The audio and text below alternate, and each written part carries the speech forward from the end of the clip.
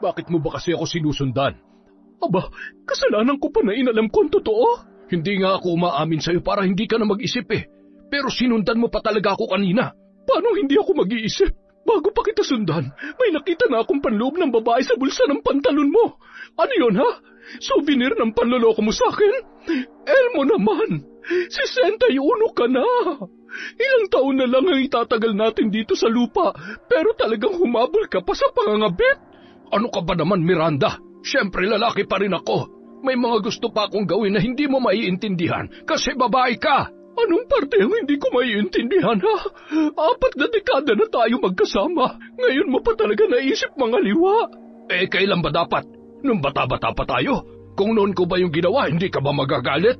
Iisa lang naman ang magiging reaksyon mo, kaya hindi na mahalaga kung kailan ko ginawa. Nangyari na ang nangyari. At talagang wala kang balak tumigil sa ginagawa mo? Wala.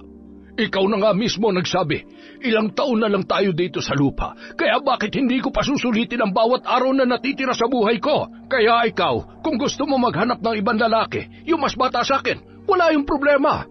Gawin mo rin para patas tayo. Taon 2007. Aklan. Dahil sa magandang reputasyon, iginagalang sina Miranda at Elmo sa kanilang barangay.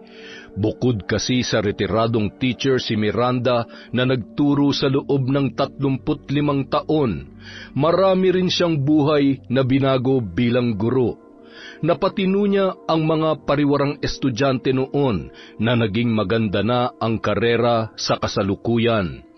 Ang asawa naman niya ay isang retiradong pulis na may malaki ring ambag sa katahimikan sa kanilang lugar. Kaya mataas ang respeto sa kanila ng mga tao. Ilang beses na silang nakatanggap ng special award dahil sa magandang impluwensya nila sa kanilang komunidad. Ngunit sa kabila noon, nanatili namang mapagpakumbaba si Miranda at hindi itinuring ang sarili na nakatataas sa iba. Guro siya noon sa elementarya.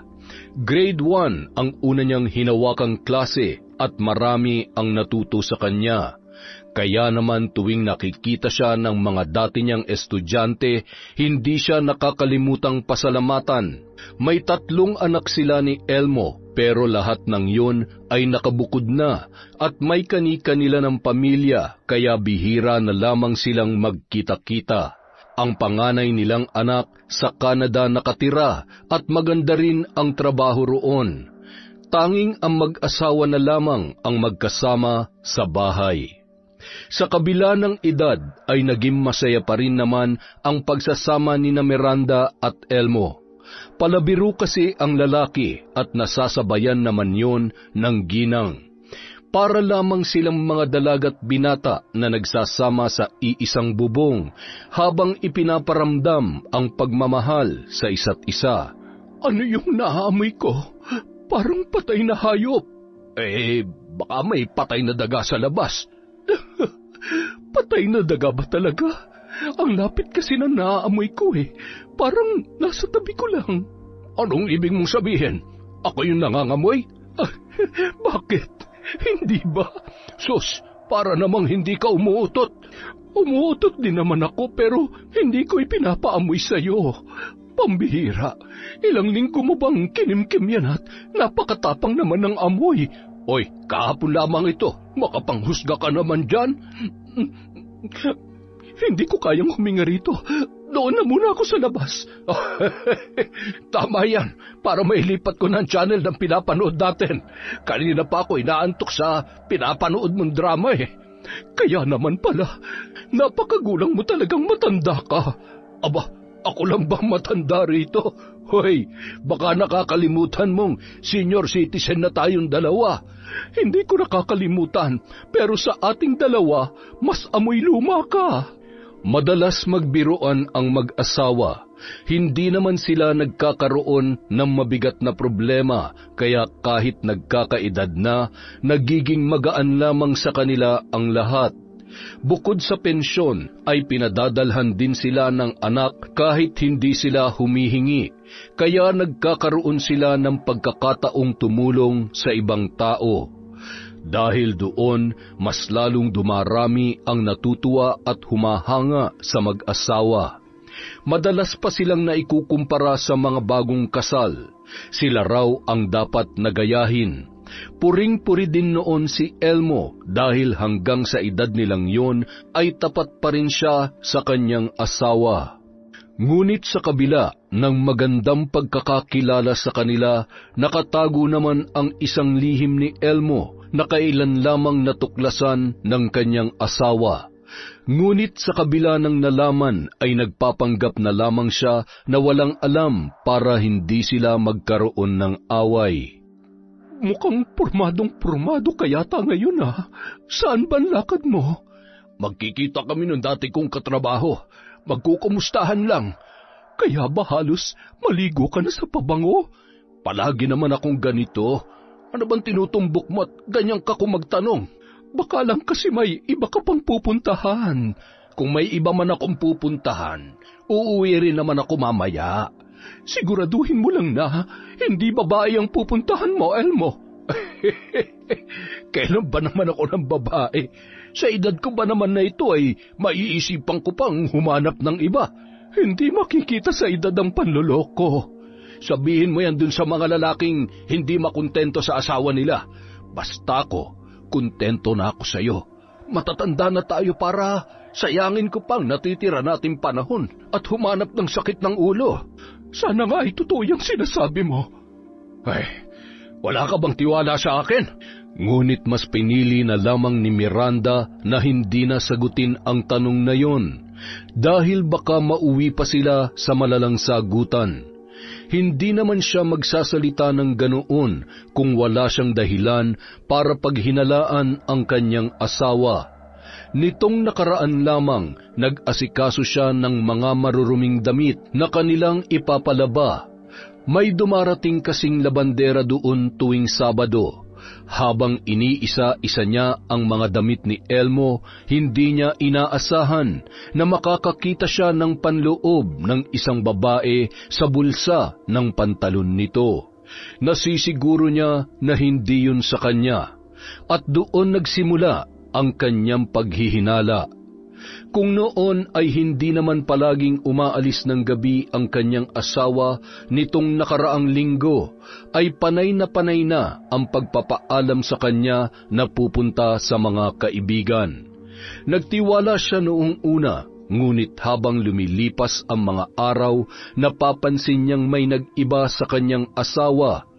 Bukod sa pumoporma na yon na hindi naman ginagawa dati, napansin niya rin na halos hindi na sumasabay sa kanya sa pagkain si Elmo. Palagi nitong sinasabi na kumain na sa labas o di kaya naman ay hindi pa nagugutom, kaya nauuna na lamang siya palagi. Hanggang sa hindi na niya mapigilang makaramdam ng kalungkutan dahil sa nangyayari sa kanila. Unti-unti nang nababawasan ang mga oras na sila ay magkasama. Halos hindi na niya maramdaman ang presensya ni Elmo dahil sa madalas noong pag-alis sa kanilang bahay. Tuwing uuwi naman ay diretso na lamang sa kama para magpahinga. Hindi na nila nagagawang magsabay kumain, manood ng TV o kaya naman ay matulog. Doon na niya naisipang maglabas ng saloobin sa pinakamalapit niyang pinsan na siya ring kaibigan niya na si Greta. Ano ka mo? Nakakita ka ng panty sa pantalon ni Elmo? Oo, medium pa nga ang size noon Nako, hindi kaya bakla talaga ang asawa mo? Ngayon lang naisipang lumantad. Hindi bakla si Elmo. Ano ka ba? Nagkaanak nga kami ng 3, hindi ba? Kung hindi siya bakla, bakit may panty siya sa bulsa? Ang hinala ko, may iba siyang babae, Greta. Ano? Nako, pambihira naman niyang asawa mo, oo. Sa tanda niyang yun ay saka pa niya naisipang mangaliwa. Sa ngayon hindi pa kumpirmado pero malakas talaga ang kutob ko na pinupuntahan niya ang babae niya tuwing umaalis siya sa bahay. Hindi ko naman siya nakita noon na laging pormado at halos maligo na sa pabango tuwing umaalis ng bahay. Tsaka hindi na rin siya nag-aabot ng pera sa akin ngayon. Bakit? Nagigipit ka pa ba sa lagay na yan? Hindi mo na kailangan ng pera ni Elmo. May sarili ka namang pensyon, tsaka pinapadalhan ka pa ng mga anak ninyo. Hindi yun ang pinupunto ko, Miranda. Hindi ko naman talaga kailangan ng pera niya dahil kaya kong mabuhay nang hindi siya nagbibigay. Ang sa akin lamang, mukhang doon sa babae na pupunta ang lahat ng pera niya. Ay nako, mahirap naman kung puro lamang tayo hinala. Patunayan mo na agad yan para makastigo mo ng asawa mo. Kapag pinatagal mo pa yan at totoo may kabit siya, nako, baka makabuntis pa yang si Elmo. Hindi ko nga alam kung paano ko gagawin yun eh. Alam nga naman, kumprontahin ko na lang siya agad-agad. Baka mapahiya lang ako kapag nagkataon. Sus, simple lang yan. Sa susunod na aalis siya at pormadong-pormado, sundan mo. Doon mo lamang makukumpirma kung may kabit nga ba siya o wala. Sinunod ni Miranda ang payo ng kanyang pinsan. Nang minsang magpaalam si Elmo para pumunta muli sa kaibigan, ay kaagad siyang gumawa ng paraan para sundan yun. Gamit nito ang luma nilang kotse nang umalis. Si Miranda naman umarkila ng tricycle. Makalipas ang ilang sandali, huminto ang kotse ni Elmo sa tapat ng isang beer house. Mula roon ay lumabas ang isang matangkad at maputing babae. Napakunot ang kanyang noo nang mapagtantong pamilyar yon sa kanya. Saglit siyang napaisip hanggang sa maalala niya ang dati niyang estudyante na si Liana. Hindi niya agad namukaan ang dalaga, ngunit nagpakilala yun sa kanya nang magkasalubong sila sa palengke. Ilang buwan na ang nakalilipas. Nagnitngit ang kalooban ni Miranda nang makita niyang hinalikan ni Elmo sa pisngi ang dalaga. Yumakap naman yon sa kanyang asawa bago sumakay ng kotse. Hindi na niya sinundan pa kung saan man pumunta ang dalawa. Ang mahalaga para sa kanya ay malinaw na niloloko siya ni Elmo. Kinagabihan. Ginabi ka na naman ng uwi Ay, napasarap kasi kami ng kwentuhan ng kumpare ko. Doon na rin ako kumain sa kanila kaya mas lalo pang natagalan. Yung kwentuhan ba talaga masarap o yung babae mo? Napakasipag mo naman. Gabi na kayo natapos. Ayan ka na naman, Miranda Kung gusto mo, tawagan natin yung kumpare ko para hindi na kailangan. Nakita ko kayo. Sinundan kita kanina. Doon ka pumunta sa beer house sa bayan. Saan mo siya dinala? Sa motel? Bakit mo ba kasi ako sinusundan? Aba, kasalanan ko pa na inalam ko ang totoo. Hindi nga ako umaamin sa'yo para hindi ka na mag-isip Pero sinundan mo pa talaga ako kanina. Paano hindi ako mag-iisip? Bago pa kita sundan, may nakita na akong panloob ng babae sa bulsa ng pantalon mo. Ano yun Souvenir ng panloloko mo sa akin? Elmo naman, 61 ka na. Ilang taon na lang ang itatagal natin dito sa lupa, pero talagang humabol ka pa sa pangangabit. Ano ka ba naman, Miranda? Siyempre lalaki pa rin ako. May mga gusto pa akong gawin na hindi mo maiintindihan kasi babae ka. Anong parte ang hindi ko maiintindihan, 4 na dekada na tayo magkasama. Ngayon mo pa talaga naisip mga liwa. Kailan ba dapat? Nung bata-bata pa tayo? Kung noon ko ba yung ginawa, hindi ka ba magagalit? Iisa lang naman ang magiging reaksyon mo, kaya hindi na mahalaga kung kailan ko ginawa. Nangyari na ang nangyari. At talagang wala kang balak tumigil sa ginagawa mo? Wala. Ikaw na nga mismo nagsabi, ilang taon na lang tayo dito sa lupa, kaya bakit hindi ko pa susulitin ang bawat araw na natitira sa buhay ko? Kaya ikaw, kung gusto mo maghanap ng ibang lalaki, yung mas bata sa akin, wala yung problema. Gawin mo rin para patas tayo. Hindi makapaniwala si Miranda sa mga narinig niya mula kay Elmo. Sa 4 na dekada nilang pagsasama, ni minsan ay hindi niya nakita ang asawa na natukso sa ibang babae. Lumalabas din naman noon si Elmo kasama ang mga kaibigan pero ipinapaalam pa sa kanya kapag may mga kasamang babae at nangangakong hindi iinom ng sobra. Isa yon sa mga nagpatibay ng kanilang relasyon, kaya hindi niya lubos akalain na kung kailang matatanda na sila ay saka pa yon naisipan ng kanyang asawa.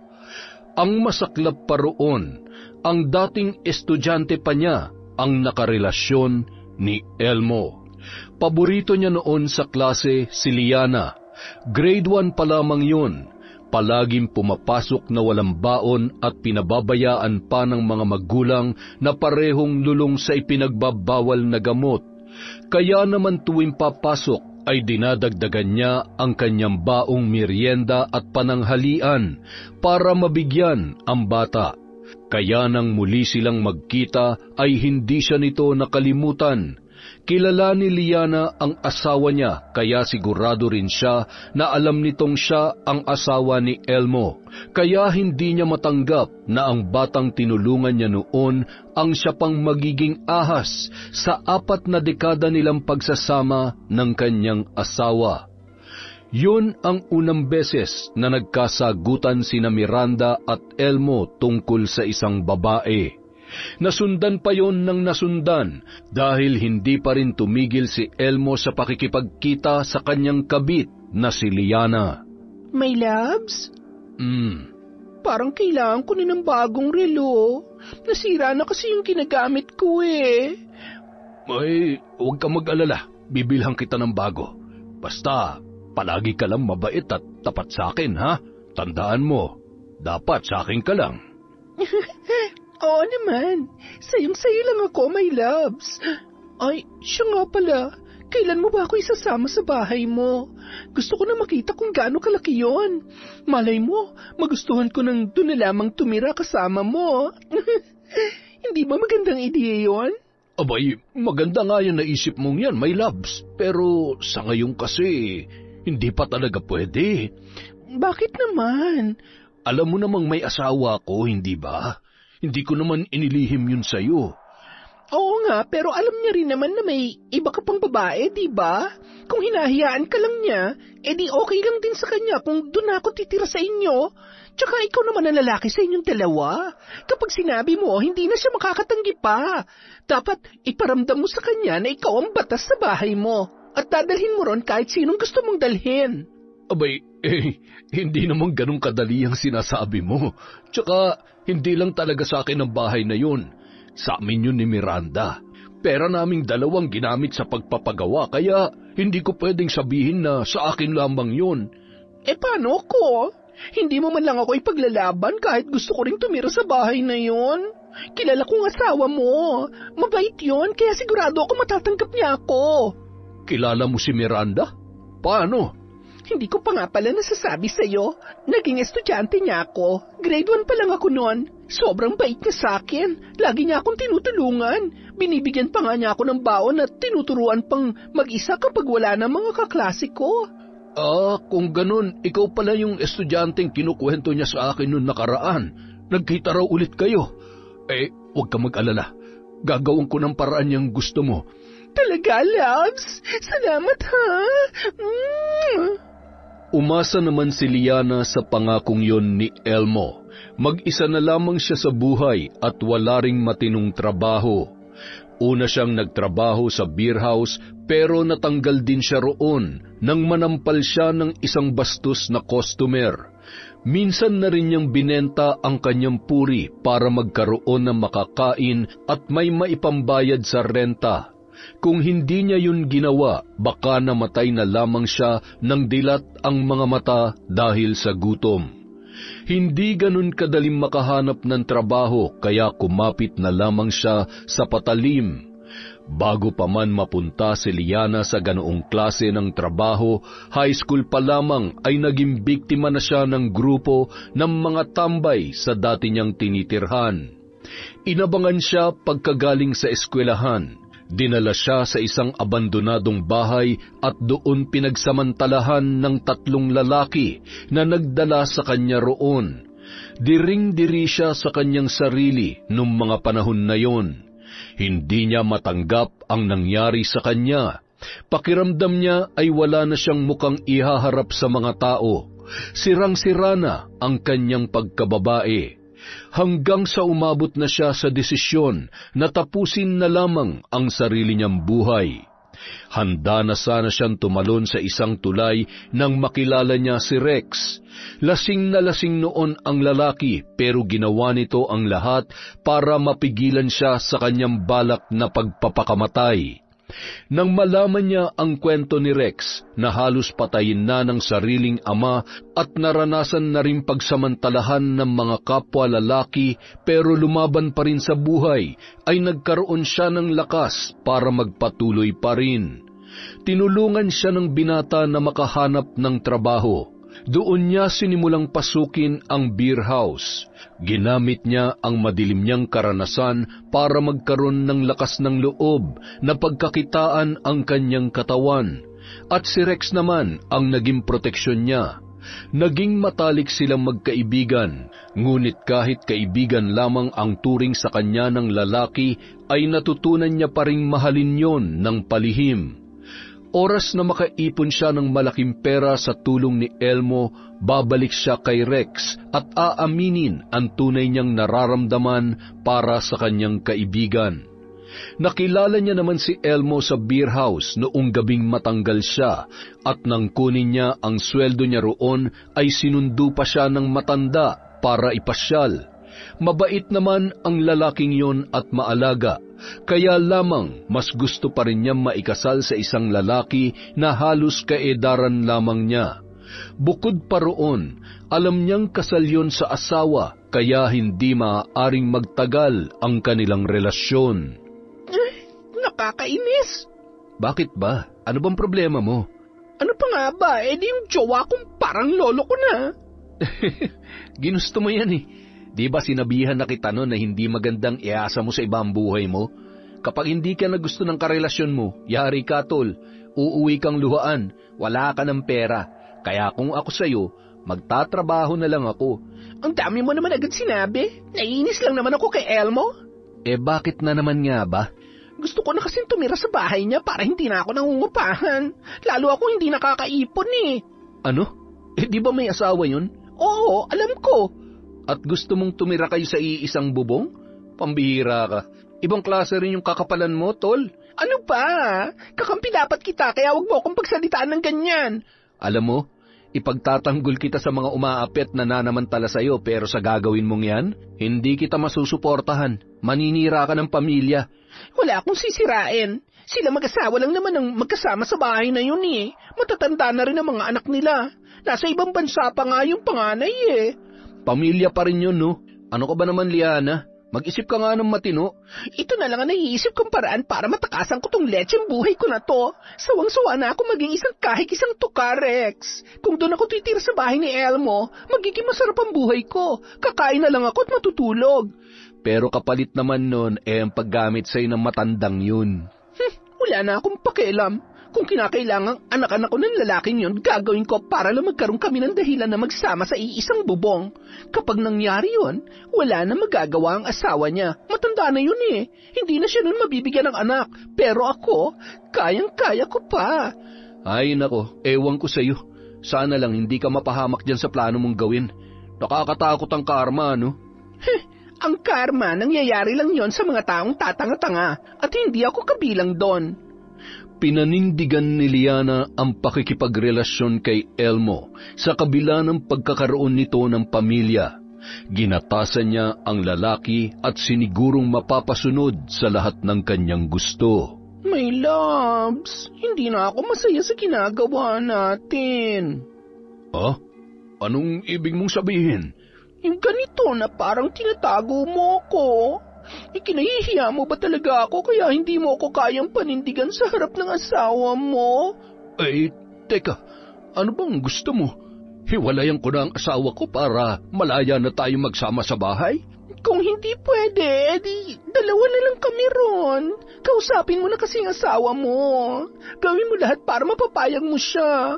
Hindi pwedeng ganito. Hindi ko na kayang mas magtagal pa kayo magkasama. Nagsiselos ako, my loves. Makinig ka naman sa akin.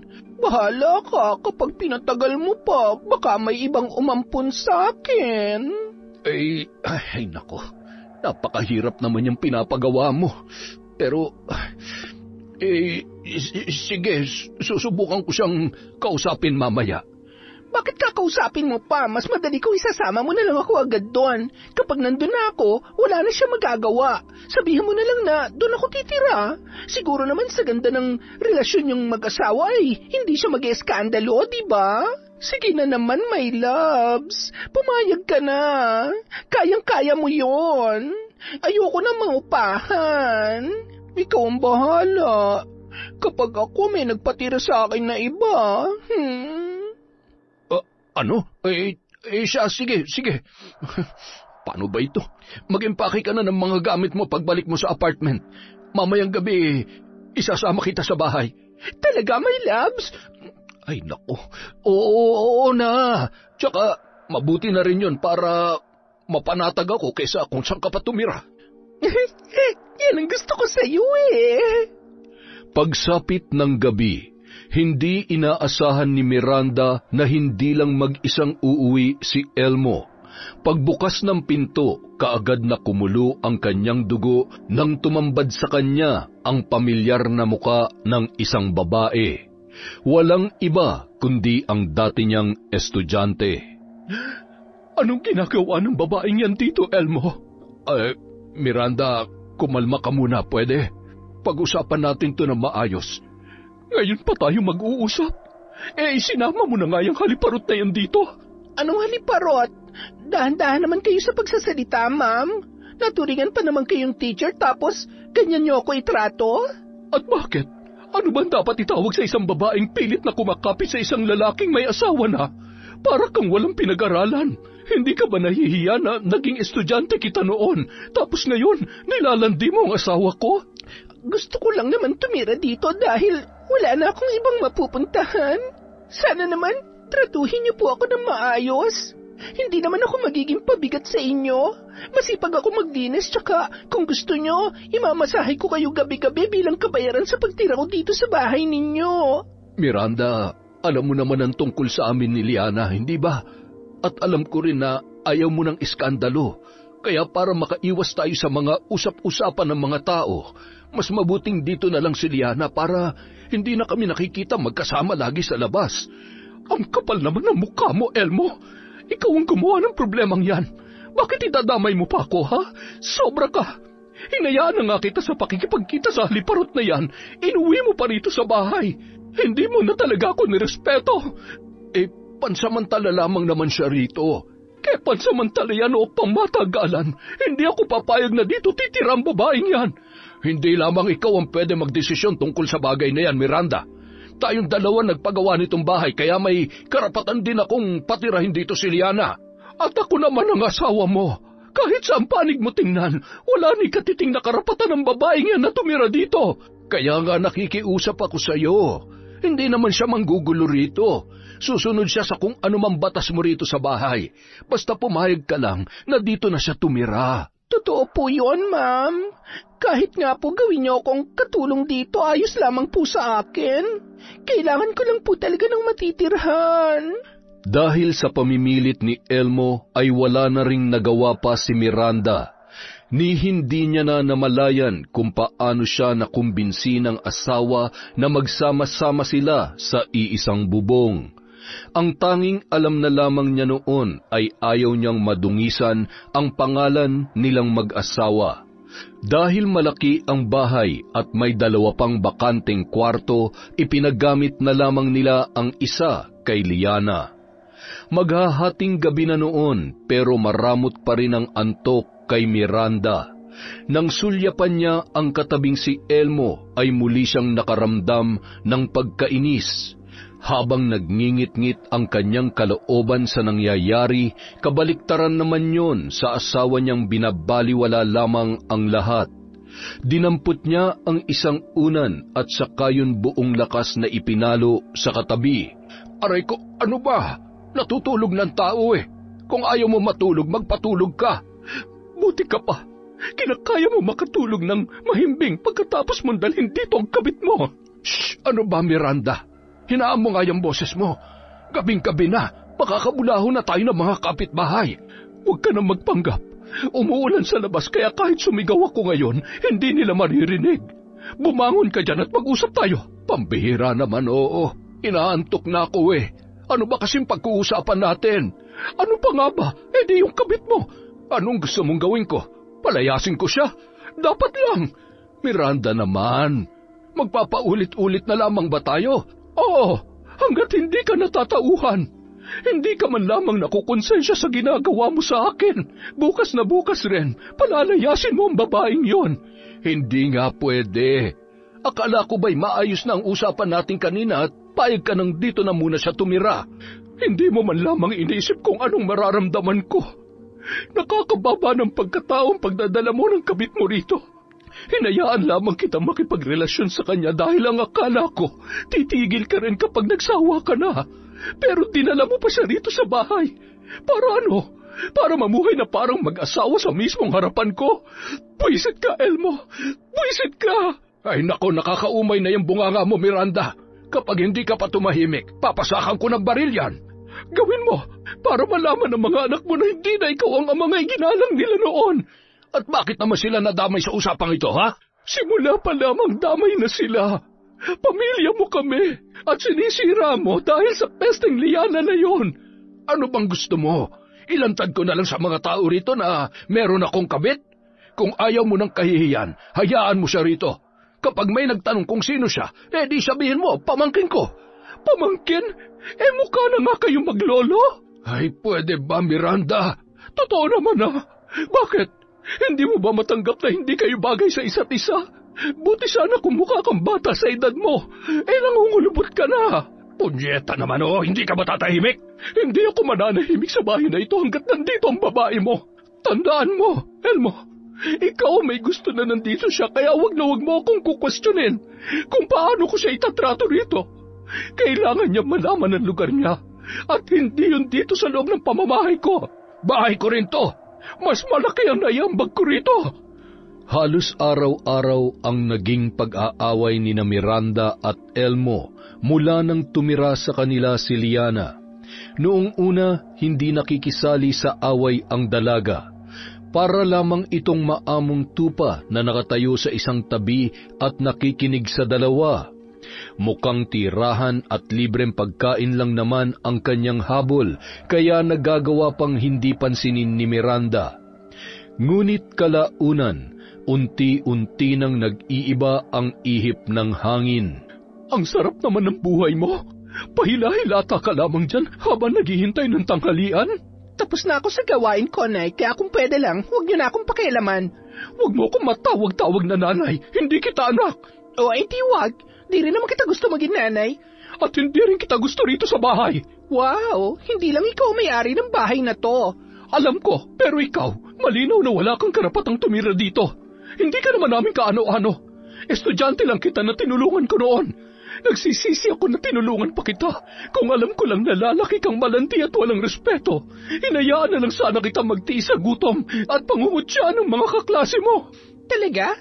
Peke lang naman pala yung kabutihan mo Hoy, tanda, kung ako sa'yo, magpapakabait na ako. Lalo na kung nabibilang na lang ang araw na itatagal ko dito sa mundo. Kapag nawala ka na, ako na magmamay-ari nitong bahay. Tapos ikaw, pagpipiyasan ka na lang ng mga uod at mga bulati sa hukay. Bastos ka! Noon pa, tanda, nagtitimpi lang ako sa'yo dahil nakiusap sa akin ang asawa mo. Pero ngayon, tama na sa bait-baitan. Hindi ko na hayaan pa ulit-ulit mong tapakan ang pagkatao ko dahil lamang kabit ako. Mahal kong asawa mo, kaya hanggat mahal niya rin ako, magtiis ka sa presensya ko. Kung masyado na masakit sa mata mo ang mga nakikita mo, pues pumikit ka. O kaya naman matulog ka na lang buong araw para hindi tayo nagkikita. Ang kapal talaga ng mukha mo. Kahit anong sabihin mo, kabit ka lang ng asawa ko at mananatili kang kabit hanggang sa huling hininga mo. Hininga pala ha? Pues, tingnan na lang natin kung sinong unang malalagutan ng hininga. Sa sobrang galit ni Miranda sa kabastusan ni Liana ay pinalayas niya ang dalaga. Ngunit nang dumating si Elmo, kasama na naman nito ang babae. Muli nilang pinag-awayan ang tungkol doon. Sa huli ay nanaig pa rin ang kagustuhan ng asawa niya kahit tutol pa rin siya sa pagtira ni Liana sa kanilang bahay. Hanggang sa napagod na lamang si Miranda sa paulit-ulit nilang pag-aaway, kaya hinayaan na lamang niya ang dalawa. Ano ka ba naman, Miranda? Bakit nagpaubaya ka na lamang basta-basta? Hindi ako basta-basta nagpaubaya, Greta. Ginawa ko lahat para tumutol pero paulit-ulit na ipinaglalaban ni Elmo na bahay niya rin yun. Abay, nasiraan na nga talaga ng ulo ang lalaking yon. Ikaw ang asawa niya, bakit mas pinapabura niya yung kabit niya? Siyempre, si Liana ang mas bata at mas nakakapagpasaya sa kanya ngayon. Hirap na ako, Greta. Ang sakit-sakit na ng dibdib ko sa pagtitiis sa panluloko sa akin ni Elmo. Sa 4 na dekada, naging tapat akong asawa sa kanya at ni minsan, hindi ko naisip na lokohin siya. Pero bakit parang napakadali lang sa kanya na gawin yun sa akin? Hindi na ba ako mahal ng asawa ko? Ay naku, napakatanga mo talaga. Gagawin niya ba sa iyon kung mahal ka pa niya? Abay, halos tapakan niya ng pagkatao mo.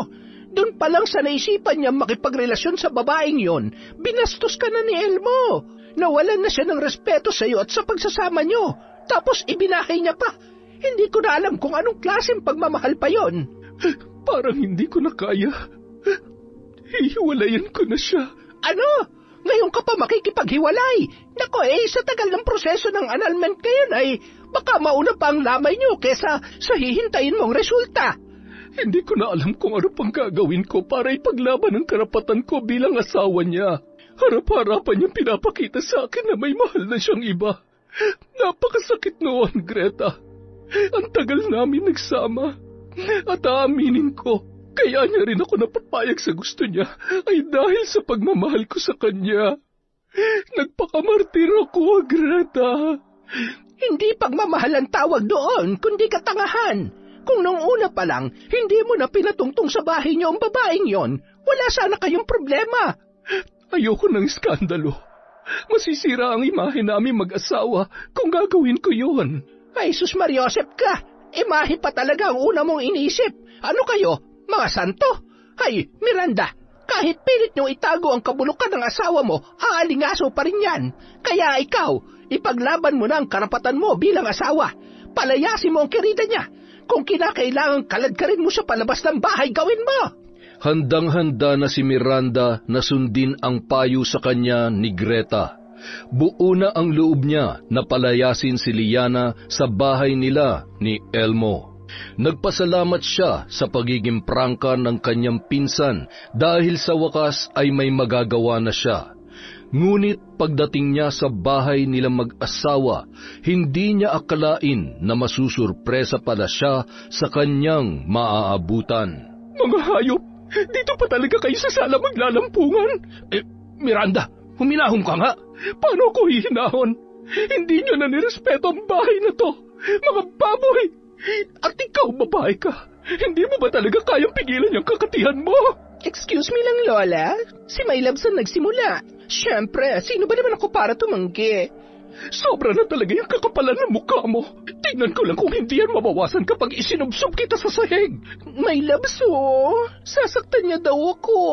Tumigil ka na nga, Miranda. Wala na magagawa yung kangangawa mo dyan. Tsaka wag na wag mo sasaktan si Liana. Baka makasama sa kanya. At sa tingin mo may pakialam ako sa babaeng yan?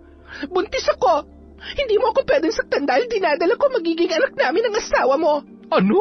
Sampid ka na nga lang dito sa bahay. Nagpabuntis ka pa? Elmo, ano to?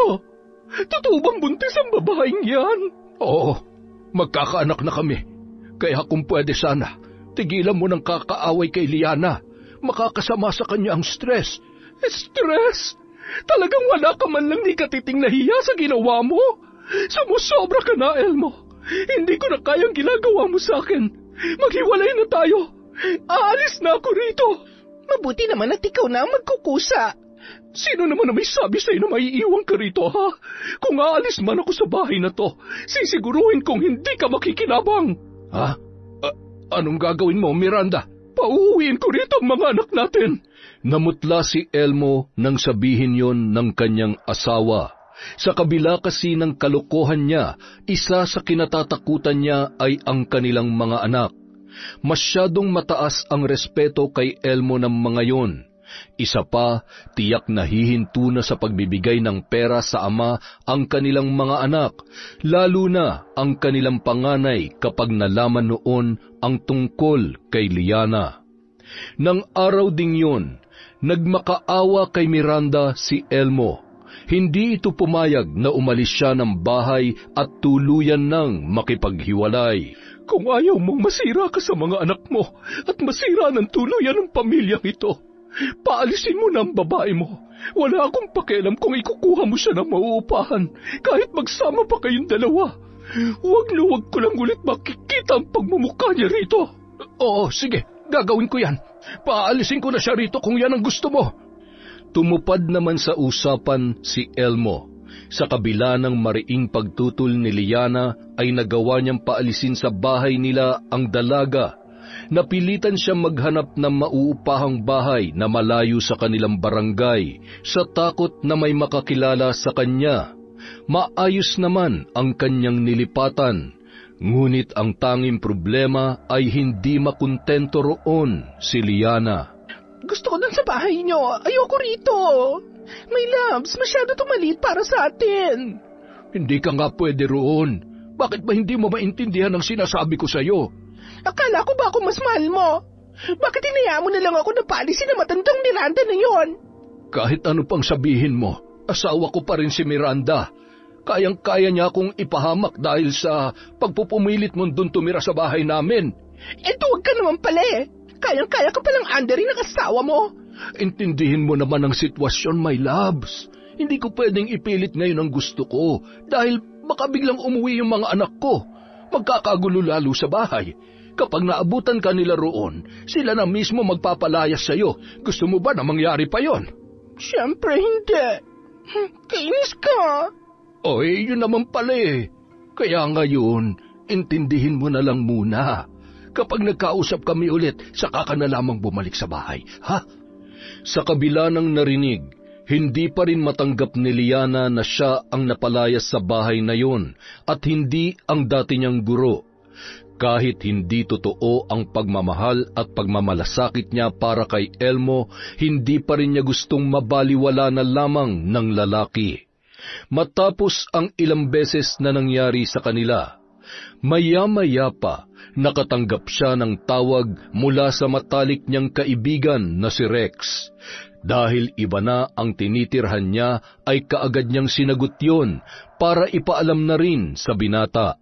Kumusta na ang buhay mo bilang kabit? Hindi ka pa ba napapalayas? Alam mo, akala ko kukumustahin mo ako. Mambubwisit ka lang pala.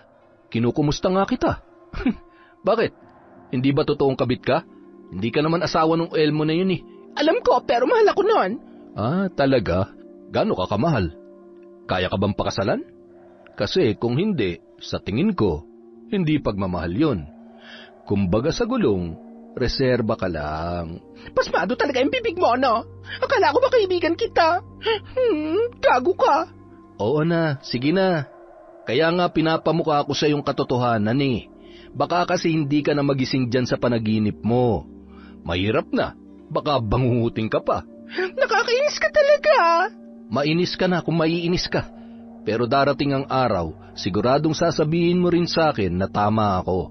At kapag nangyari yon, pakakainin mo ako ng 3 buwan. Lahat ng request kong ulam, lulutuin mo para sa akin. Ayos ba yon? Wow, ang kapal mo ha? Pero ito naman ang tandaan mo at itaga mo sa bato. Hinding-hindi mangyayari ang sinasabi mo. Uy, parang may maganda ka na namang plano ah. Talaga, pero hindi ko sasabihin sa'yo. Nasisira ang plano ko kapag pinapaalam ko sa'yo eh. Kontrabida ka kasi masyado. Bahala ka sa buhay mo. Pero sana, sa susunod na tawag ko, natauhan ka na dyan sa ginagawa mo. Tandaan mo, laging nasa huli ang pagsisisi, kaya unahan mo na. Sige na, ibababa ko na to. Pangit. Ay, teka sandali. Saan ba kita pwedeng puntahan? Ite-text ko na lang sa itong address.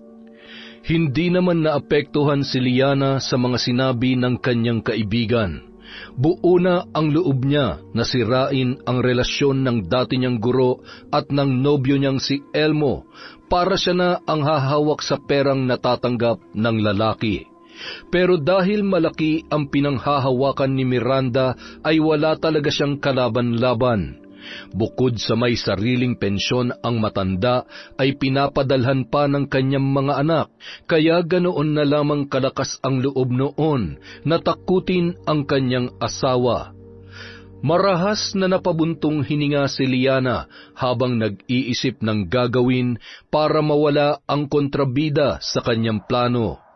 Ilang sandali pa, biglang sumagi sa isip niya ang matandang nagtitinda ng kung ano-anong pangontra. Paiba-iba ng pwesto ang matanda sa bayan, kaya kakailanganin niya pang magtanong-tanong. Kaagad siyang kumilos para hanapin yun. Bago pa man sumapit ang dilim, natagpuan na ni Liana ang taong gusto niyang makausap na si Aling Edna.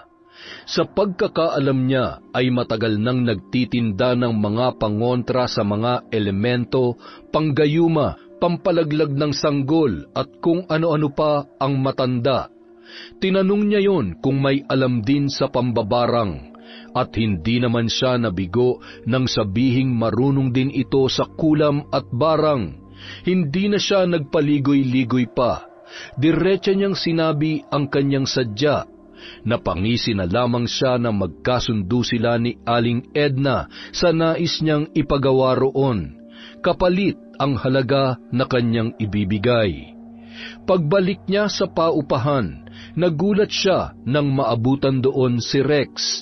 Prenteng nakasandal sa nakasaradong pinto ang lalaki habang naghihintay. Tumaas ang isang kilay noon nang siya ay matanawan. "Saan ka galing, ha? Kanina pa ako naghihintay rito. Kala ko, niloloko mo lang ako na dito ka nakatira. Buti na lang, nakilala ko yung tsinelas mong naiwan dito sa labas." Bakit naman tsinelas pang pinagbasehan mo? Maraming pwede magmay-ari ng ganyan, no? Marami nga. Pero makikilala ko kapag ikaw ang may-ari. Ako kaya nagbigay niyan sa'yo. Hay, oo na. Bakit ka nga pala nandito? Makikikain, syempre. Wow, ang kapal talaga. Wala kang makakain dito. Hindi pa ako nakakapagluto. Bumili ka na lang dyan sa malapit na karinderya sa labas. Libre na kita para wala kang masabi. Hindi maganda kung bibili ka na lang ng bibili. Di mo naman alam kung malinis ba yung mga nabibili mong ulam. Mas mabuti kung ikaw mismo magluluto. Wala nga akong oras, diba? O, di ako na lang. Nasaan ba yung mga lulutuin? Seryoso ka? Oo naman. Marunong naman ako magluto, ah. Ay, kabala. May mga binili naman akong panluto dyan sa ref. Kunin mo na lang. Isipin mo na lang na dito ka rin nakatira. Hindi ko lang iisipin. Dito na talaga ako titira. Ano? Baliw ka ba? Pumupunta dito si Elmo. Paano kung maabutan ka nun? Sasabihin ko, pinsan mo ko. Hindi pwede. Kailangan din namin ng privacy. Alam mo naman yun kapag nakita ko. Grabe. Baka pumunta siya rito mamaya, kaya pagkatapos mo magluto at kumain, umuwi ka na rin kaagad. Ay, bagamat nadismaya si Rex sa sinabi ni Liana, pinilit na lamang niyang itago yun. Ayaw niyang madagdagan pa ang mga iniisip ng kaibigan niya na maaaring magtulak pa sa mas maraming maling desisyon sa buhay.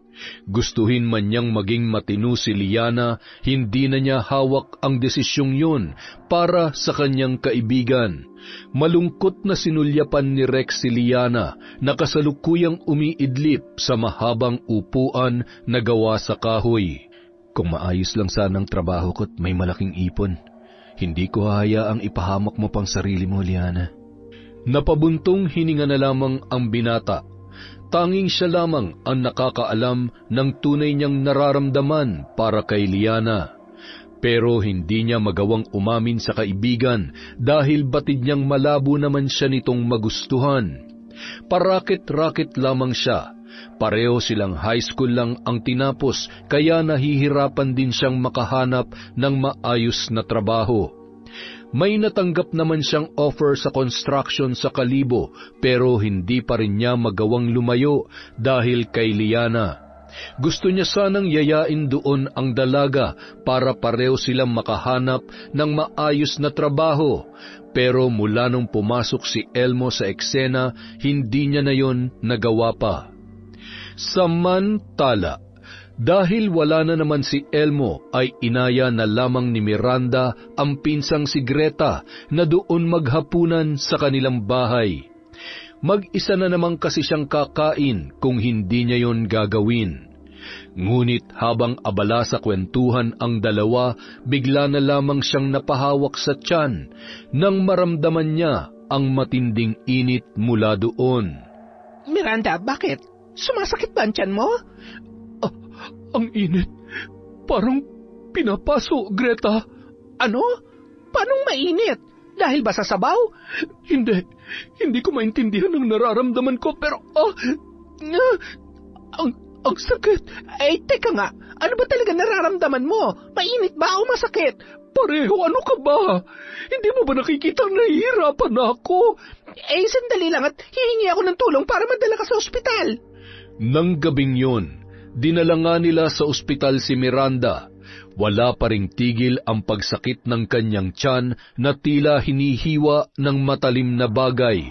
Sinabayan pa yon ng matinding init na hindi niya maipaliwanag kung bakit niya nararamdaman. Matapos ang ilang oras niyang pananatili sa ospital, pinauwi na rin sila dahil normal naman ang lumabas sa test na isinagawa sa kanya. Ayos naman daw ang resulta ng blood chem mo. Buti na lang, ganun lamang ang nangyari. Pero bakit kaya ganun, Greta? Nawawala lang yung sakit sandali tapos bumabalik na naman. Baka napasama lang yung kain mo kanina. Kaya mabuti pa, magpahinga ka na lang muna sa bahay nyo. Inumin mo na lang yung mga gamot na ipinabili ng doktor. Teka, nasan ba kasi ang asawa mo? Kanina pa yung tinatawagan na. Hanggang ngayon wala pa rin. Ay nako, hayaan mo na siya. Huwag na tayong umasa na darating pa siya rito para sunduin ako. Malamang, naglilimlim na naman yun sa kabit niya. O siya, ako na nga lang ang mag-uuwi sa'yo. Nang makauwi ang dalawa, mas lalo pang lumala ang pakiramdam ni Miranda. Ininom naman niya ang mga gamot na nireseta ng doktor, pero ni isa sa mga yun ay walang tumalab. Pagsapit ng hating gabi, nakaramdam siya ng paninikip ng dibdib na sinabayan pa ng pananakit ng katawan. Hindi mapakali si Miranda. Pabali-baliktad na siya sa higaan at hindi malaman kung ano ang posisyon na gagawin dahil hindi niya mawari kung saan nanggagaling ang kirot na kanyang nararamdaman. Wala pa noon si Elmo kaya mag-isa lamang siya sa bahay at walang masabihan ng tungkol doon. Pagsapit ng 12:30, napilitan na siyang bumangon para tingnan sa malaking salamin sa sala ang kanyang katawan. Ngunit nang hubarin niya ang kanyang damit, tumambad sa kanya ang mapupulang marka sa dibdib. Pababa sa kanyang tiyan, nawari niya'y hinampas ng latigo. Hindi pa man siya nakakabawi sa kirot, ay muli na naman yung nasundan, hanggang sa halos mamagana ang buo niyang katawan. Hindi na nakakilos pa si Miranda dahil sa matinding kirot mula sa kanyang mga latay. Kinabukasan, nagising na lamang si Miranda sa muling paninikip ng kanyang dibdib. Sunod-sunod siyang napaubo. Halos kapusin na siya ng hininga dahil doon. Maya-maya pa, nanlaki ang kanyang mga mata nang makita ang bawat talsik ng laway niya sa sahig. Kinilabutan ang babae nang makita ang maliliit na uod mula roon, na buhay at gumagapang. Hindi siya makapaniwala na sa kanya nanggaling ang mga yon. Ngunit nang sunod-sunod pa ang naging pag-ubo niya, sa kanya lamang napagtanto na hindi na yon ordinaryong ubo lamang. Tinawagan ni Miranda si Greta para magpasama sa kakilala nitong albularyo. Napadpad sila sa isang maliit na bahay sa gitna ng maisan. Sa pagkakaalam niya ay tauhan din doon ang matandang may-ari ng bahay na si Aling Maring. Marami ang natutuwa sa matanda dahil sa kabila ng katandaan ay nagagawa pa ring magtrabaho sa maisan. Bagamat hirap ng magsalita ay malakas pa rin yun. Pagdating doon ng magpinsan ay agad naman silang hinarap ng matanda. Ngunit na makita nito si Miranda ay kaagad na nag-iba ang ekspresyon ng kanyang muka. Magandang hapon, Aling Maring. Pwede ko ba kayong makausap sandali? May sumusunod sa'yo. Hindi ligtas kung dito mo sa labas sasabihin ang sadya mo. Pumasok muna kayo. Nagtataka man ay sumunod na lamang sina Miranda at Greta sa sinabi sa kanila ng matanda. Pagpasok pa lamang nila sa bahay nito ay sumalubong na ang amoy ng iba't ibang kandilang nakatirik sa bawat sulok, ngunit wala pa yung sindi. Nakaagaw pansin din sa kanila ang mga nakasabit na sungay ng hayop doon, pati na rin ang mga garapon na naglalaman ng iba't ibang insekto.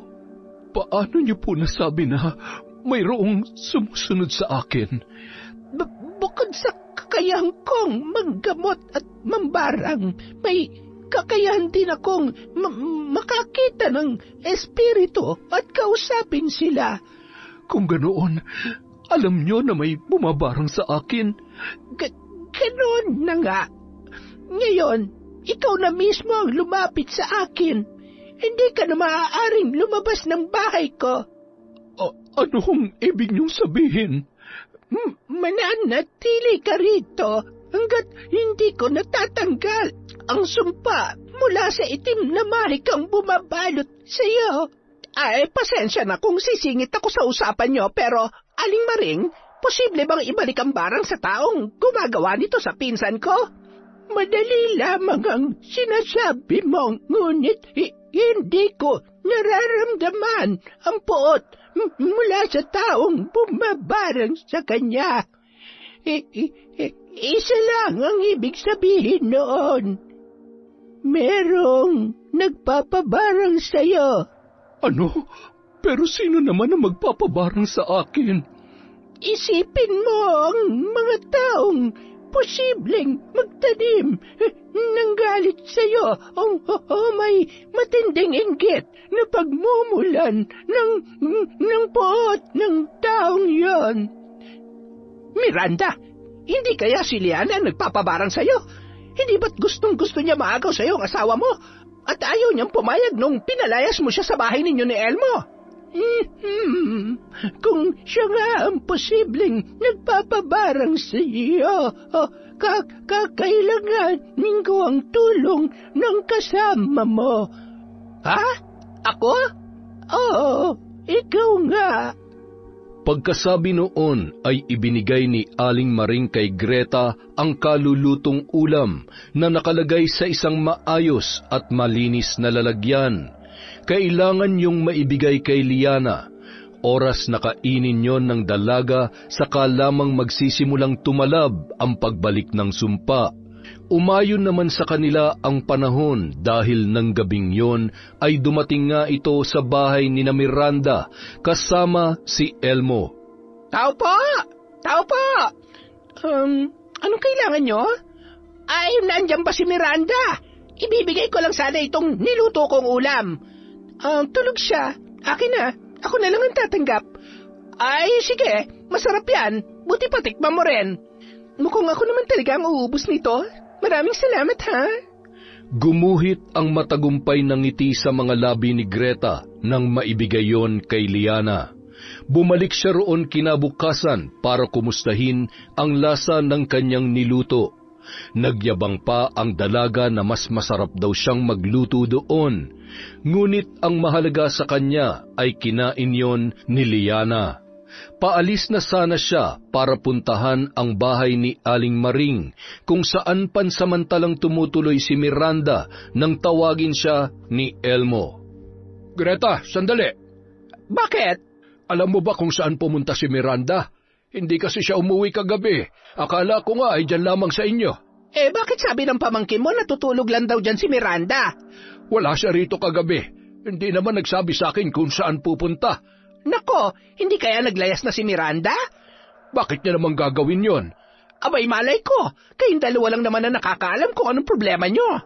Sinadyang magmaang-maangan ni Greta sa tanong ni Elmo dahil ayaw niya magduda ang lalaki na may alam siya kung nasaan ang kanyang pinsan. Pagkagaling sa bahay ng mag-asawa ay kaagad siyang dumiretso sa bahay ni Aling Maring. At doon tumambad sa kanya ang kalunos-lunos na itsura ng kanyang pinsan. Lumobo na ang magkabilang pisngi nito at halos lumuwa na ang mga mata sa pamamaga. Diyos ko, ano nangyari kay Miranda? Bakit nagkaganyan na siya? Hindi tinabla ng sumpa ang babaeng tinutukoy ninyo. Mukhang may pangontra siya, kaya lalong lumala ang kalagayan ng pinsan mo. Ay kung ganoon, anong dapat nating gawin? Baka mamatay na lamang si Miranda sa ganyang kalagayan. Hindi yun mangyayari. May isa pang paraan. Mahirap nga lamang pero hindi imposible. Sa parang yun, hindi na niya matatakasan pa ang sumpang babalot sa kanya. Anong gagawin niyo, Aling Maring? Walang maaaring makalam ng isa sa gawa kong ritual para doon. Sa ngayon, ang tanging may tutulong mo lamang ay ang ipagdasal ang pinsan mo na malampasan niya ang lahat ng ito. Sa ilang araw na pagkawala ni Miranda ay binalot na ng matinding pag-aalala si Elmo. Nagtanong-tanong na siya sa mga nakakakilala sa kanyang asawa at nag-report na rin sa barangay. Ngunit wala pa rin siyang nakukuhang balita. Sising-sisi siya sa ginawa niyang panloloko sa asawa. Mula nang mawala sa bahay ang kanyang may bahay ay nagbago na ang lahat. Doon niya naramdaman ang matinding kalungkutan kapag wala na ron ang taong nakasama niya sa loob ng ilang dekada. Nahahapong napaupo sa sofa si Elmo matapos ang buong araw na paghahanap. Dumagdag pa sa kanyang problema ang pagsusungit ni Liana na wala na sa lugar. Saan ka na naman ba galing? Buong araw ka nang wala ha? Pwede ba? Hinahanap kong asawa ko. Ano? At bakit mo pa siya hanapin? Nandito na ako, diba? Ako na dapat ang pinagtutuunan mo ng pansin. Magkakaanak na tayo, oh. Buntis ka nga ba talaga? Bakit ka umiinom ng alak? Ha? Alak? May nakita kong alak sa ref kagabi. Walang umiinom ng alak sa amin dalawa ni Miranda, kaya sigurado ako na sa'yo yon. Kaya ngayon, sabihin mo na sa akin ang totoo kung buntis ka nga talaga o nagpapanggap ka lang para hindi kita hiwalayan. Buntis nga ako, my love. At saka, ikaw ang ama. Sumama ka sa akin bukas sa klinik. Patitingnan kita sa doktor. Ano? Hindi na kailangan yon. Bakit ba ayaw mo maniwala sa akin, ha?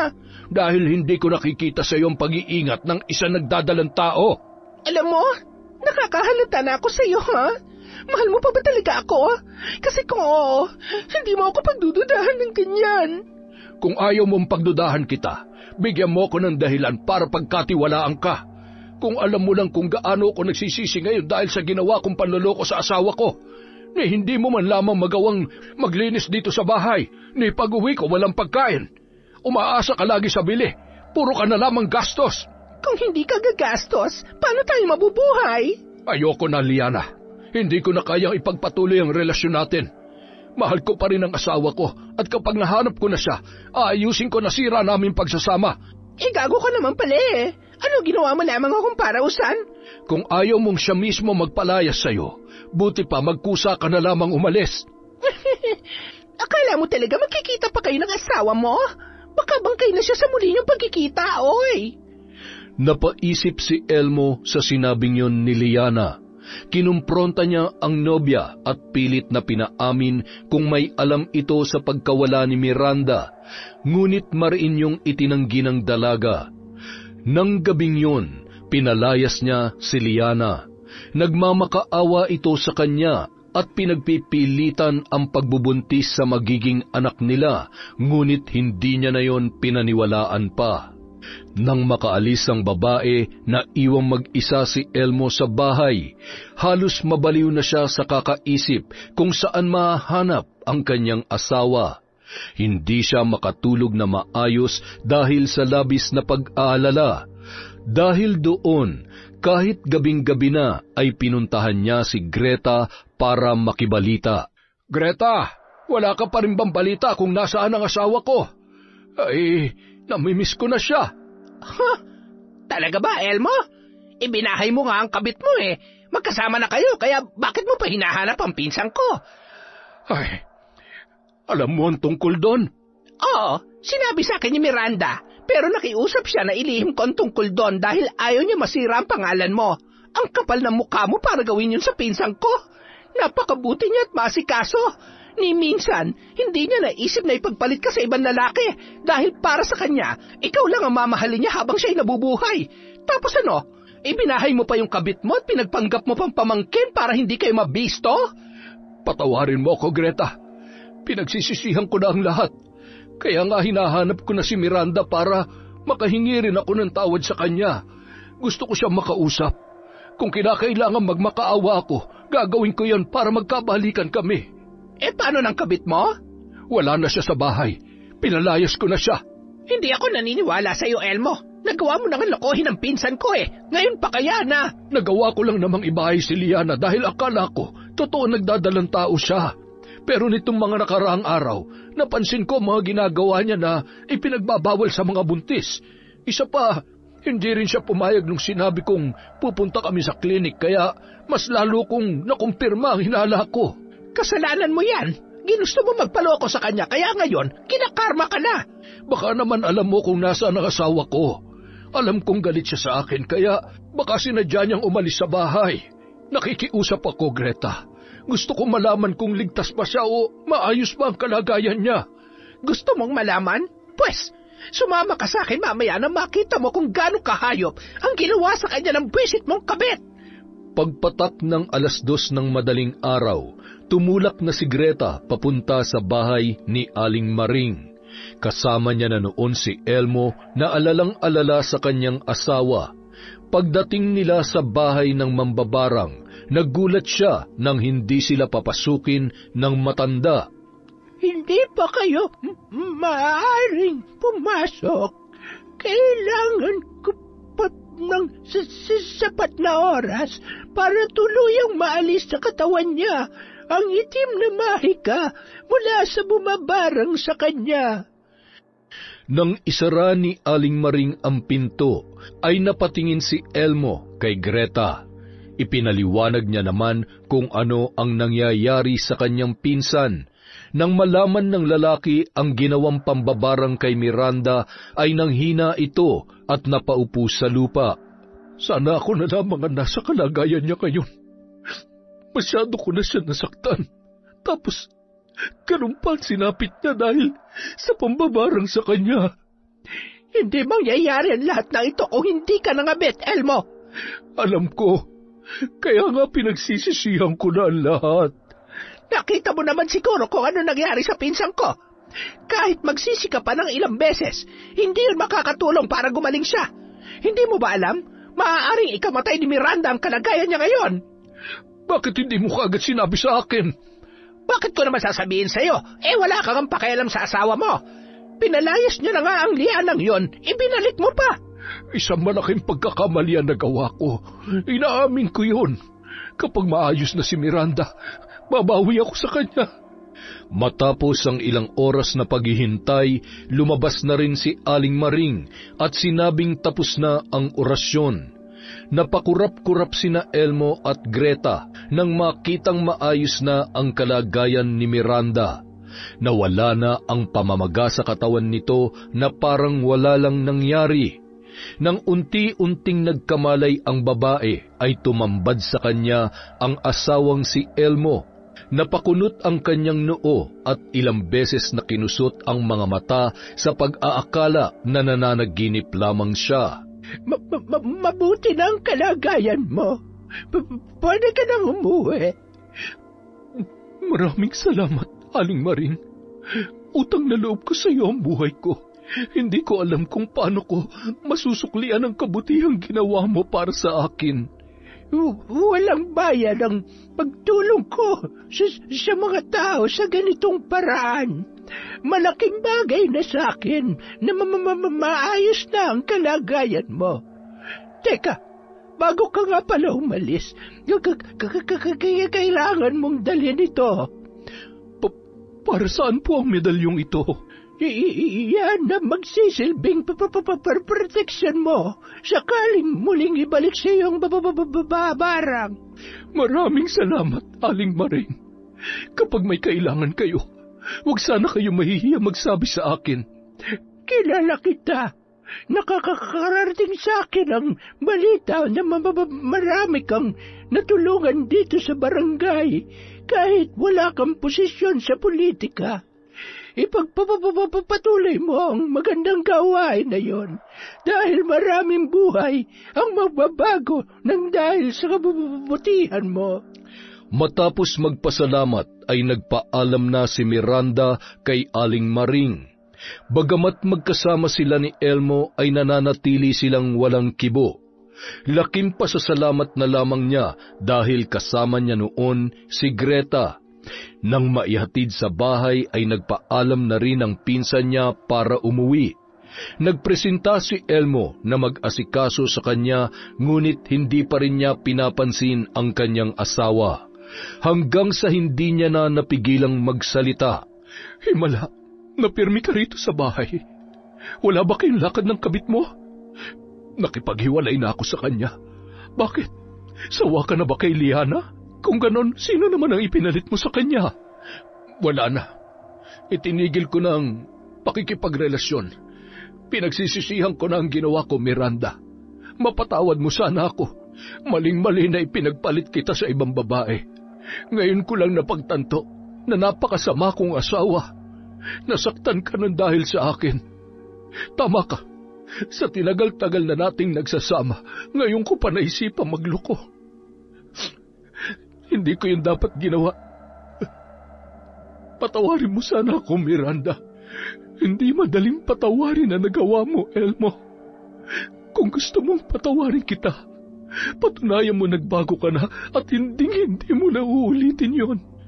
Mula nang makabalik si Miranda sa bahay, nakita niya ang malaking pagbabago kay Elmo.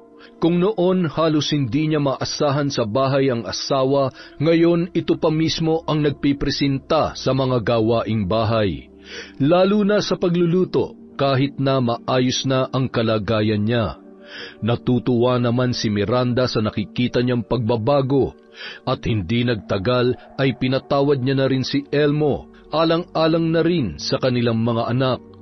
Walang ibang nakaalam ng panlolokong ginawa nito bukod kay Greta at kay Aling Maring, kaya nanatili yung lihim. Mula na magkaayos silang mag-asawa ay naging mas maganda pa ang kanilang samahan. Naging mas malambing at maasikaso si Elmo. Mas marami na rin ang oras nila para sa isa't isa at nakabalik na rin sila sa pagkakawang gawa sa kanilang barangay. Samantala, unti-unti nang tinatablan ng baliksumpa si Liana. Tulad ng nangyari kay Miranda na maga ang buo niyang katawan at halos lumuwa na ang kanyang mga mata. Ilang araw na siyang hindi lumalabas sa inuupahang apartment. Sa susunod na araw ay darating na ang may-ari para singilin siya ng renta, pero wala na siyang maibabayad dahil wala na siyang sustento mula kay Elmo. Napaluha na lamang ang dalaga habang nakatitig sa kisame. Wala ng pera, wala ng mahingan ng tulong. Nahihiya siyang lumapit kay Rex dahil baka ipamukha lamang sa kanya ng kaibigan ang kasalanang kanyang nagawa. Malinaw na bumalik sa kanya ang sumpa mula sa pagpapabarang niya kay Miranda at hindi niya alam kung ano ang gagawin para gumaling sa sakit na kanyang nararanasan. Ilang beses siyang sumuka ng dugo na may kasamang buhay na uod. Ganoon din ang ihi at duming kanyang inilalabas. Halos bumaliktad na ang kanyang sikmura tuwing nakikita ang mga uod na yon na may masangsang na amoy. Kahit sinong papasok sa inuupahan ay tiyak na masusuka sa amoy na sasalubong pagbukas pa lamang ng pintuan. Buhay pa siya, ngunit tila naaagnas na ang kanyang katawan. Kinabukasan, narinig na lamang ni Liana ang boses ng landlady sa labas ng paupahan. Ngunit dahil sa matinding panghihina sa pinaghalong sakit at gutom na kanyang nararanasan, ay hindi na niya nagawa pang sumagot at pagbuksan yon ng pinto. Hanggang sa halos magwala na ang babae, mariin niyang ipinikit ang kanyang mga mata dahil sa kanyang kalagayan. Maya-maya pa muling napadilat ang mga matang yun nang marinig ang isang pamilyar na boses mula sa labas. Nawala ang boses ng landlady. Mukhang kinausap yon ng kanyang kaibigan. Ilang sandali pa nakarinig naman siya ng sunod-sunod na katok na sinabayan pa ng pagtawag ni Rex sa kanya. Nang hindi pa siya nakasagot ay pwersahan ng binuksan ng binata ang pinto ng paupahan. Napaluha na lamang siya nang makita ang mukha ni Rex na awang-awa sa kanyang kalagayan. Kaagad siya nitong tinulungan para makatayo. Ganito na pala nangyayari sa iyo, hindi ka man lang nagsasabi sa akin. Anong plano mo, ha? Ang hintayin na lang na mamatay ka? Pasensya ka na, Rex. Nahihiya na kasi ako. Tsaka, ayoko nang madami ka pa sa problema ko. Ito na yung karma ko na sinasabi mo sa akin noon. Hindi ako nakinig sa'yo. Ginawa ko pa rin manira ng pamilya at muntik pa akong makapatay ng tao. Ano? Bakit? Ano bang ginawa mo, Liana?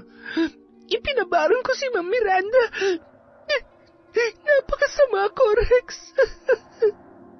Kung hindi pa ito nangyari sa akin, hindi ko pa maiisip na maling-mali ang ginagawa ko. Hindi ko alam kung paano hihingi ng tawad sa kanya bago man lamang ako mawala. Anong mawala bang sinasabi mo? Hindi ka pa mamamatay. Gagawa ko ng paraan para gumaling ka. Huwag na, Rex. Tama na. Ito ang parusa ko sa mga nagawa kong kasalanan. Kaya hayaan mo na lamang ako. Pwede ba yun? Hindi ako papayag na magiging ganyan ka na lang, Liana. Kahit ayaw mo, gagawa ko ng paraan. Tinupad ni Rex ang pangakong yon kay Liana. Naghanap siya ng magaling na albularyong maaaring tumingin sa kanyang kaibigan. Hindi naging madali ang paghahanap niya, pero sa huli ay may nakuha rin siyang mahusay na albularyo na makakatulong sa dalaga.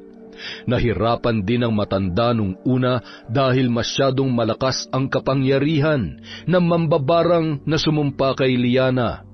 Marami itong sinubukang paraan na hindi kaagad umubra, kaya lalong lumala ang kalagayan ng babaeng lihim na tinatangi ni Rex. Ngunit sa pamamagitan ng isang ritual at ng patak ng luha ni Liana na puno ng pagsisisi, ay naging matagumpay ang pagsasawalang bisa ng sumpa. Tuluyan ng gumaling ang dalaga at bumalik sa dati ang makinis na balat at malusog na pangangatawan. Laking pasasalamat niya sa albularyong tumulong sa kanya. Walang bayad ang ginawang panggagamot ng matanda, ngunit pinangaralan siya nito na wag na muling susubukang manira ng pamilya ng iba dahil baka sa susunod ay mas matinding karma pa ang kanyang maranasan. Kumusta naman ang pakiramdam ng bagong laya? Anong bagong laya? Hindi naman ako nakulong, ah. Hindi nga, pero nakalaya ka na sa sumpa ng kadiliman. Akala ko habang buhay ka ng mamamaga eh. Pag nagkataon, ang sarap mong pisil-pisilin. Pisit ka talaga. Sus, bisit daw. Ako nga naging knight in shining armor mo eh. Pinagsasasabi mo dyan, kadiri ka. Kadiri ba talaga kung sasabihin kong hindi lang kaibigan ang tingin ko sa'yo? Ha? Paano? Matagal na kitang gusto, Liana. Hindi nga lang basta gusto eh. Mahal nga kita eh. Baliw. Oo nga.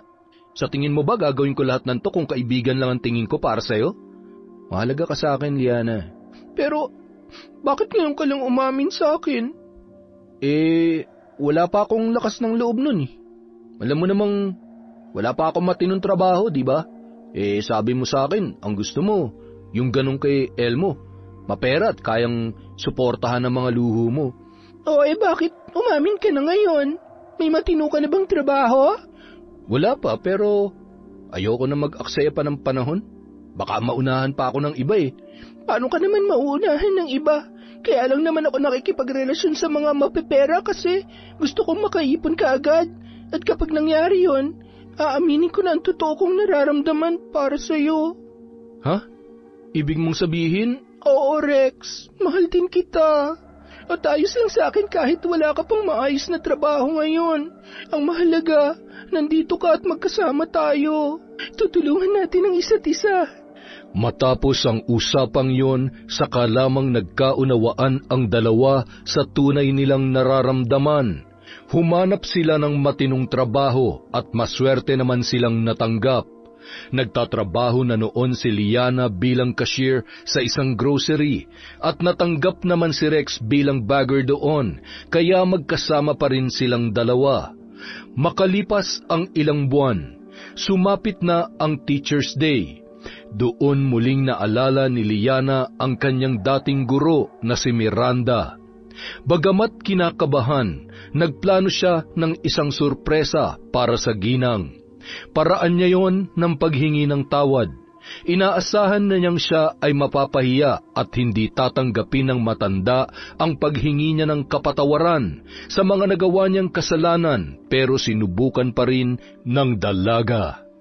Kasalukuyang namimigay ng libreng sopas si Miranda sa mga bata sa kanilang barangay nang lumapit sa kanya ang isang pamilyar na figura.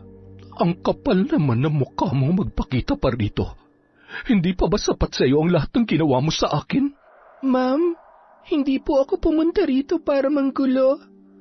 Nandito po ako para humingi ng tawad sa lahat ng mga kasalanan ko sa inyo. Hindi ko kailangan ng paghingi mo ng tawad, kaya umalis ka na rito habang hindi pa tayo nakakaagaw pansin sa mga tao.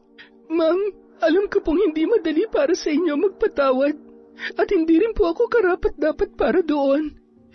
Pero sana po, hayaan niyo po akong patunayan na pinagsisisihan ko ang lahat ng nagawa ko. Wala nang nagawa ang ginang nang magkusang tumulong si Liana sa pag-aasikaso sa mga batang kanyang pinapakain. Nagulat din siya noon nang malamang may dala rin palang mga biskwit at juice ang dalaga para ipamigay sa mga bata. Bagamat galit pa rin siya sa ginawa nito, ay hindi niya maitatanggi ang paghanga sa ginawa ni Liana. Hindi yon nangulit sa kanya para kanyang patawarin, pero linggo-linggong pumupunta sa kanilang bahay ang dalaga para magdala ng kung ano-anong regalo. May pagkain, halaman, damit, at kung minsan may mga gamit na pwede niyang ipamigay sa kanyang mga tinutulungan.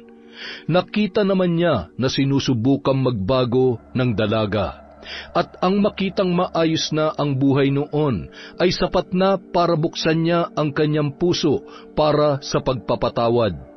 Nang muli silang magkita, tuluyan niya nang pinatawad ang dati niyang estudyante. Gusto niya sanang makausap rin ni Elmo si Diana para magkaayos na rin ang mga yon. Pero dahil ayaw nang magpakita ng dalaga sa kanyang asawa, ay nirespeto niya na lamang ang desisyon noon. Sa kasalukuyan, kasakasama niya si Liana sa pagkakawang gawa. Nang huli silang magkita, nalaman niyang nakapag-enroll na pala sa kolehiyo ang dalaga para ituloy ang naudlot na pangarap. Masaya siya para sa dati niyang estudyante dahil bukod sa natutunan nitong maging mabuting tao at bumawi sa mga nagawang kasalanan, ay nakikita niya rin kung paano unti-unting naaabot ni Liana ang kanyang mga pangarap sa buhay. Doon niya naisip na posible palang alisin ang galit sa puso kahit gaano pa man kabigat yon. At doon niya rin napagtanto na mas magaan ang buhay kung walang dinadalang galit sa sinuman. Yon! Ang ganda na naman ng kwento natin. Grabihar! Dahil dyan, meron na naman po tayong shout out. Simulan natin kay Trio Cavibes, kay Kimpoy Feliciano, hi kay Janet Cisneros, kay Haunted Whisper, kay Noylin Sumandal, shout out kay Liza Takada, kay Abigail Kabugayan, hi kay Carmi, kay Abyab, kay Joyce Janela, hi po kay Norsen TV, kay Rowena Kaikong, kay Robert Crimen, hi kay Maylene Malyare, shout out kay Lilibeth Alfaro, Shauma TV, Bangungot Diaries, hello kay Jing Estrada, shout out kay Dean Rodriguez, kay Purificacion Pasinoble, kay videos went viral. Hi kay Pamela Allen. Shout out kay Mami from Doha, Qatar. Hello kay Ramona R. Shout out kay Eliza. Kay Rosette Ersando. Hi kay Ate Aya. Hello po kay Lani Neri. Kay Ruth Celine Dahang. Hi kay Urvesia Lasala. Hi kay Annalyn Morales. Shout out sa Gawaran, Reyes family of Madrid, Spain, at sa Bowak Vibora Tattoo from Lea Gawaran. Wow!